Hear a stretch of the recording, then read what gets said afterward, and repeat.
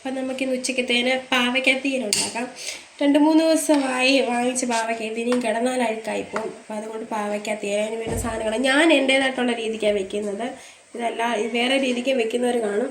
പാവയ്ക്ക ദണ്ട ഇതുപോലെ കുഞ്ഞു കുഞ്ഞായിട്ടരിഞ്ഞത്, അതായത് ഈ ഷേപ്പാണ് എനിക്കിഷ്ടം, ഞാനതുകൊണ്ട് ഈ ഷേപ്പിലരിഞ്ഞു. പിന്നെ സവാള ദണ്ട ക്യൂബ്സായിട്ട് ഇങ്ങനെ പൊടിയായിട്ട് ഇങ്ങനെ അരിഞ്ഞത്. പിന്നെ വേണ്ടത് ഇത് പച്ചമുളക്, ഇത് കടുക് വറക്കാനുള്ള ചെറുള്ളിയാണ് കേട്ടോ. പിന്നെ ഒരു തണ്ട് കറിവേപ്പില, ഇത്രയും. പിന്നെ പൊടികളും ഇത്രയും അരിഞ്ഞ് വെക്കുന്ന പച്ചക്കറികളെന്ന് പറഞ്ഞത്. പിന്നെ പൊടികളൊക്കെ ഇടുമ്പം ഞാൻ കാണിക്കാം ഞാൻ എങ്ങനെയാണ് വെക്കുന്നത് എന്നുള്ളത്. അപ്പം നമുക്കിന്ന് പാവയ്ക്കത്തീയലുണ്ടാക്കാം. അപ്പം നമുക്ക് ആദ്യമേ ഗ്യാസ് ചട്ടി ചൂടാകട്ടെ.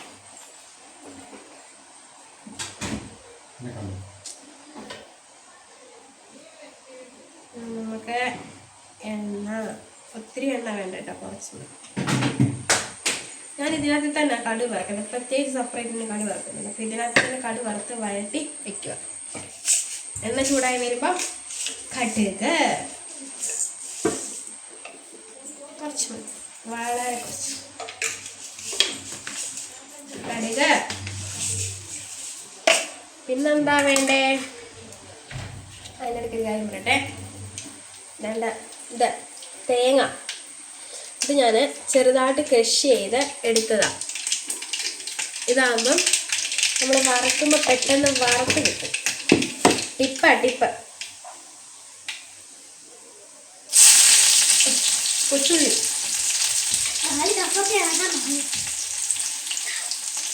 വീടിയെടുക്കാം. ഉപ്പം ആ പോയി നോക്കട്ടെ. ഇവിടെ അവിടെ കാണും പോ.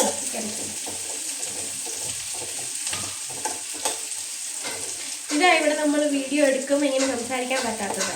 കാരണം ഇവിടെ എപ്പോഴും ചോദ്യങ്ങളും പറച്ചിലുമാണ്, നമുക്കൊന്നും സംസാരിക്കാൻ പറ്റില്ല. പിള്ളേരുള്ള വീടല്ലേ. കറിവേപ്പില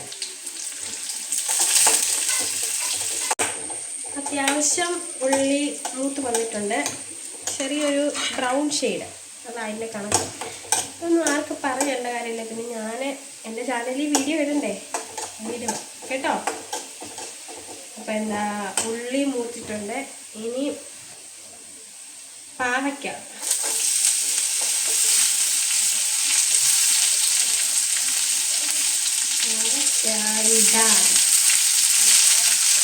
പാവയ്ക്കൊക്കെ പൊതുവെ കയ്പല്ലേ. നമ്മൾ ഇങ്ങനെ ചെയ്ത് കഴിയുമ്പോഴുണ്ടല്ലോ വലിയ കയ്പ് എനിക്കങ്ങനെ ഫീൽ ചെയ്യാറുണ്ട്. വലിയ കയ്പ് അങ്ങനെ എനിക്ക് കിട്ടാറില്ല. പിള്ളേർ കഴിക്കത്തില്ല, അതിന് എനിക്കിഷ്ടമാണ്. നല്ലപോലെ വറുത്തരച്ച് കറിയും നല്ല ടേസ്റ്റാണ്. അതുപോലെ തന്നെ പാവയ്ക്ക തോരനൊന്നും അങ്ങനെ അങ്ങനെ കഴിക്കത്തില്ല. ഞാൻ ഒരു തവണ മെഴുക്കോട്ട് വെച്ചിട്ടുണ്ട്, ഇനി ഒരു തവണയും കൂടെ മെഴുക്കോട്ട് വെക്കാതെ കൊണ്ട് നിങ്ങൾ കഴിക്കത്തില്ല. അങ്ങനെ നോക്കിയപ്പോൾ ഇത് ഉണ്ടാക്കി തരുമ്പോൾ ഉണ്ടാക്കിക്കൊള്ളാൻ പറഞ്ഞങ്ങനെ പാവയ്ക്ക തീയൽ. ഇത് നന്നായിട്ട് വാടണം, നന്നായിട്ട് വാടിയിട്ട് നമുക്ക് ഉള്ളിടാം. കുറച്ച് നേരം കൈയെടുക്കാതെ. അപ്പം ഇതൊന്ന് വാടട്ടെ, നമുക്ക് ഇളക്കാം. ഇതൊന്ന് വാടട്ടെ, അത്യാവശ്യം ഒന്ന് നന്നായിട്ട് വാടി വരും. വാടട്ടെ. ഇതിനകം നിങ്ങൾ കാണാൻ പറ്റുന്നുണ്ടെന്ന് എനിക്കറിയത്തില്ല. അത് അവിടെ ഒരു സെറ്റപ്പിലെണ്ണം വെച്ച് അതിൻ്റെ പോയേക്കാം. ഞാൻ അതിന് അവിടെ നിന്ന് എടുത്താൽ ചിലപ്പോൾ അന്ന് എൻ്റെ കര കിട്ടും. ഞാനത് കറക്റ്റായിട്ട് വെച്ച് അതിന് പോയേക്കാം. നമ്മളിപ്പോൾ അവിടെ വെച്ച് കഴിഞ്ഞാൽ ആ പൊസിഷൻ മാറി. അപ്പോൾ അതവിടെ തന്നെ ഇരിക്കട്ടെ. ഞാൻ പറയാം, ഒന്നും ആയിട്ടില്ല, വാട വിട്ടേന്നുള്ളൂ. വാടട്ടെ, നല്ലപോലെ വാട്ടെ. തീ ഇച്ചിരി കുറച്ച് വെക്കണം, കുറച്ച് വെച്ചിട്ട് വാട്ടിയിടാം. ഓക്കെ. അപ്പം നമുക്ക് തേങ്ങ ഞാൻ കണ്ട, ഞാൻ പറഞ്ഞില്ലേ ക്രഷ് ചെയ്ത് വെച്ച തേങ്ങ നമുക്കിട്ട് വറക്കാം. ഞാൻ കൈയിട്ടൊക്കെ എടുക്കും കേട്ടോ, തവിയൊന്നും വെച്ചിട്ടാണ്. നിങ്ങൾക്ക് തവിയിട്ടെടുക്കാം, ഇഷ്ടം പോലെ ചെയ്യാം. ഞാനിപ്പോൾ ഇങ്ങനെ ചെയ്യും, എനിക്കില്ല ഇഷ്ടം. ഇത് നമുക്ക് കൈ എടുക്കാതെ ഇളക്കി കൊടുക്കണം. നമുക്ക് ആകെ 2 കൈയല്ലേ ഉള്ളൂ. അപ്പം 2 കൂട്ടാനിരിക്കുവാണെങ്കിൽ ഏതിലൊരെണ്ണം ഫോക്കസ് ചെയ്യണം. എന്നിട്ട് അതങ്ങോട്ട് മാറി മാറി ഇളക്കി കൊടുക്കാം. മറ്റേ തീ കുറച്ച് വെക്കാം, അല്ലെങ്കിൽ 2 കരിഞ്ഞു, 2 നശിച്ചു. ഇതാകുമ്പോൾ ഇളക്കി കൊടുക്കാം. ഇതിങ്ങനെ അടിയിലൊക്കെ പിടിക്കും. പിടിക്കാൻ സാധ്യതയുണ്ട്. അപ്പം അതൊക്കെ മുന്നിൽ കണ്ട് വേണം നമ്മൾ ഇളക്കാൻ. ഇത് നോൺ സ്റ്റിക്കായിട്ട് പിടിക്കുന്നുണ്ടല്ലോ, അതെന്താ കാര്യം എനിക്കറിയില്ല കേട്ടോ. എന്തായാലും നമുക്ക് ഇളക്കാം, കാരണം ഇതിൽ വെള്ളമയം കാണും. നമുക്ക് ഇളക്കാം. ഒരു സന്തോഷത്തിൽ ഒരു ശകലം വെളിച്ചെണ്ണ കൊണ്ടിരിക്കാം, അപ്പം അടി പിടിക്കത്തില്ലെന്നൊരു വിശ്വാസം. മതി, ലേശം തുള്ളി വല്ലവേ കൂട്ടും. ഇതിനകത്തിലൊരു ശകലം കരിയാപ്പലയും കൂടെ വേണമായിരുന്നു. ഇനി അങ്ങ് മുറ്റത്ത് പോകണം എടുക്കാൻ.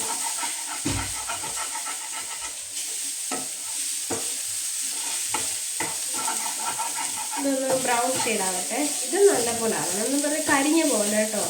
ഇത് അത്യാവശ്യം എന്താ പറയുക, നല്ല ബ്രൗൺ കളറാവണം. പോകുന്നു. ഞാൻ ഇളക്കുന്ന പോലെ ഇളക്കല്ലേ, സാവകാശത്തിൽ ഇളക്കാം, അല്ലെങ്കിൽ പകുതിയും പുറത്തു. ഇച്ചിരി തീ കുറച്ചേക്കാവേ. ഇത് നമുക്ക് ഇതിലോട്ട് ഫോക്കസ് ചെയ്യാം. ഇതിന് ബാക്കി ഇതൊന്നും അത്യാവശ്യം ഒന്നും അതുകൂടെ. ഞാനും എൻ്റെ അമ്മ ഇങ്ങനെ എന്തൊരു സാധനം ഉണ്ടാക്കിയാൽ ഈ ഇത്തിരി സാധനമൊക്കെ ഇത്തിരി പാത്രത്തിട്ട പെട്ടെന്ന് ചൂട് പിടിക്കും. അത് ഓർക്കത്തില്ല, അതങ്ങനെ അങ്ങ് ചെയ്ത് വയ്ക്കും. അപ്പം അടിക്കത്തില്ല എത്ര കിട്ടിയാലും. ഇതിനകത്തിലൂടെ നമുക്ക് ഇതിടാം. എന്താ, ഉള്ളിയും പച്ചമുളകും ഇടാം. പാവയ്ക്ക് അത്യാവശ്യം വാടി കേട്ടോ, അതുകൊണ്ടാണ് ഇടുന്നത്. ഇതിട്ടു. ഇനി ഇതും ഒന്ന് വാടട്ടെ.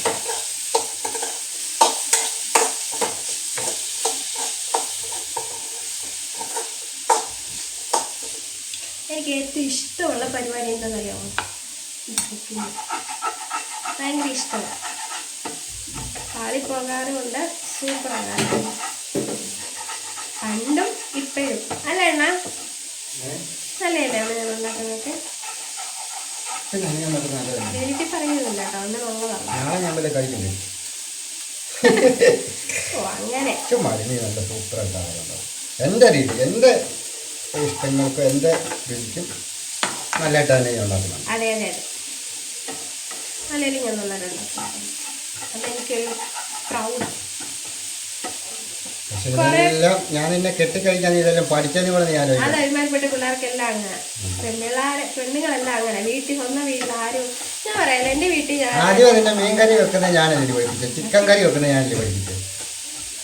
അങ്ങനെ സത്യം അങ്ങനെയായിട്ട് എന്നെ പഠിപ്പിച്ചതല്ല. പിന്നെ ഇവിടെ ഞങ്ങൾ വെക്കുമ്പോൾ ഞങ്ങളുടേതായിട്ടുള്ള രീതിക്ക് ഇവിടെ വന്നു കഴിഞ്ഞപ്പോൾ പിന്നെ ഇവിടുത്തെ അമ്മ, അതായത് അണ്ണൻ്റെ അമ്മ നന്നായിട്ട് ആഹാരം വെക്കും. എൻ്റെ അമ്മയും അണ്ണൻ്റെ അമ്മയൊക്കെ നല്ലപോലെ ആഹാരം വെക്കും. ഞാനൊന്നും അവരെ മുന്നേ ഒന്നുമല്ല കേട്ടോ, അമ്മയൊക്കെ നല്ലപോലെ എല്ലാ അമ്മയൊക്കെ വെക്കും. അമ്മ വെക്കും, അമ്മയുടെ ചേട്ടത്തി വെക്കും, എൻ്റെ അമ്മ വെക്കും. എല്ലാവർക്കും ഓരോരുത്തരം കൈപ്പുണ്യം. അപ്പം അതിൻ്റെ എന്തെങ്കിലും ഒരംശം എനിക്കും മാവിനൊക്കെ കിട്ടാതിരിക്കത്തില്ലല്ലോ. ഉണ്ട്. അവളും എൻ്റെ നാത്തോനും നന്നായിട്ട് ആഹാരം വെക്കും കേട്ടോ. അവളും വെക്കും, ഞാനും വെക്കും. ഞങ്ങൾ എല്ലാവരും നല്ല ആഹാരം വെക്കുന്നു ഫാമിലിക്കാരെ. എന്ത് ചെയ്യാനാ, ആരും ഇവരെ കുറ്റം പറയത്തില്ല, ഇതുവരെ പറഞ്ഞിട്ടില്ല. പിന്നെ ഒളിഞ്ഞു പറയുമോ എന്നുള്ള കാര്യം നമുക്കറിയത്തില്ല. പറയുന്നതാരും കേൾക്കാൻ പറഞ്ഞ് ഞാൻ സമ്മതിച്ചു കൊടുക്കും, ഞാൻ സമ്മതിച്ചു കൊടുക്കത്തില്ല. അപ്പം ഇതൊന്ന് വാടട്ടെ, ഇതൊന്ന് വാടട്ടെ. പെട്ടെന്ന് വരണേ.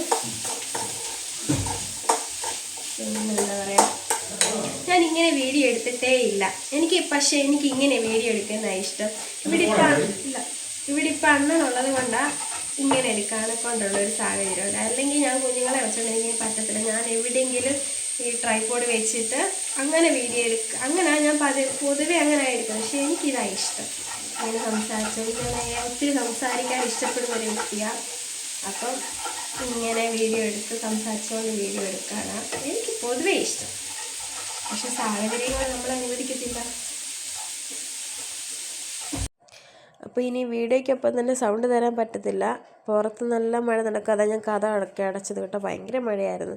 അപ്പോൾ അത്യാവശ്യം തേങ്ങയൊക്കെ മൂത്ത് വന്നിട്ടുണ്ട്. ഉള്ളിയും നമ്മുടെ പാവയ്ക്കൊക്കെ അത്യാവശ്യം വന്നിട്ടുണ്ട്. ഇനി നമുക്ക് വലിയ ഭാരപ്പെട്ട പണികളൊന്നുമില്ല. ആ തേങ്ങ വറുത്ത് വെച്ചേക്കുന്ന നല്ല പേസ്റ്റ് പോലെ അരയ്ക്കുക. ഈ പാവയ്ക്കകത്തിലോട്ട് ഈ പൊടികൾ, മുളക് പൊടി, മഞ്ഞൾപ്പൊടി, ചിക്കൻ മസാലപ്പൊടി ഇത്രയിട്ട് മൂപ്പിക്കുക. പിന്നെന്താ, നമ്മൾ അരച്ച് വെച്ചിരിക്കുന്ന ആ ഒരു കൂട്ട്, തേങ്ങയുടെ കൂട്ട് അതിലോട്ട് മിക്സ് ചെയ്ത് ആവശ്യത്തിന് വെള്ളം ഒഴിച്ച് ലോ ഫ്ലെയിമിൽ വെച്ച് വേണം വേവിക്കാൻ. എത്ര പാവയ്ക്ക വാടിയെന്ന് പറഞ്ഞാൽ ഈ പാവയ്ക്ക നല്ല വെന്ത് കുറുകണം, അതിനാണ് പറഞ്ഞ് ലോ ഫ്ലെയിമിൽ വെച്ച് അത് തിളയ്ക്കുന്നതിന് ഹൈ ഫ്ലെയിമിൽ വയ്ക്കുക. അതിന് ശേഷം 2-3 തിളച്ച് കഴിയുമ്പോഴത്തേക്ക് തീ കുറച്ച് നന്നായിട്ട് തീ കുറച്ച് വെച്ച് വേണം ഇത് വേവിക്കാനൊക്കെ ഉണ്ട്. അത്യാവശ്യം നല്ല കുറുകി വരുന്ന പരുവാകുമ്പോൾ നിർത്തണം, അതുപോലെ വേവിക്കണം. അപ്പോൾ കണ്ടോ നന്നായിട്ട് തിളച്ചിട്ടുണ്ട്. കണ്ടോ നല്ല കുറുകിയ കറി. ഇതിന് വേണമെങ്കിൽ ചാറ് ചേർത്ത് ചാറായിട്ട് നമുക്ക് എടുക്കാം. ഞങ്ങളിപ്പോൾ മീൻകറിയൊക്കെ ഉള്ളതുകൊണ്ട് ഞങ്ങളിങ്ങനെ കുറുകി എടുത്തേക്കുന്നത്. നല്ല സൂപ്പർ കറിയാണ്, നല്ല അടിപൊളി കറിയാണ്. ഇത്രയും നേരം ഞാനിത് ലോ ഫ്ലെയിമിലാണ് കുക്ക് ചെയ്തുകൊണ്ടിരുന്നത്. ഇപ്പോൾ അതെന്തോ അത്യാവശ്യം കുറുകി, ഇതിനി കുറുകിപ്പോയാൽ നമുക്ക് തോണ്ടി തിന്നാം. അപ്പം നമുക്കിനി ഫ്ലെയിം ഓഫ് ചെയ്തൊരു കറിയായി. അപ്പോൾ ഇനി ഫ്ലെയിം ഓഫ് ചെയ്യുക, ചോറിൻ്റെ കൂടെ ഇളക്കി കുഴച്ച് കഴിക്കാം. അത്രയേ ഉള്ളൂ.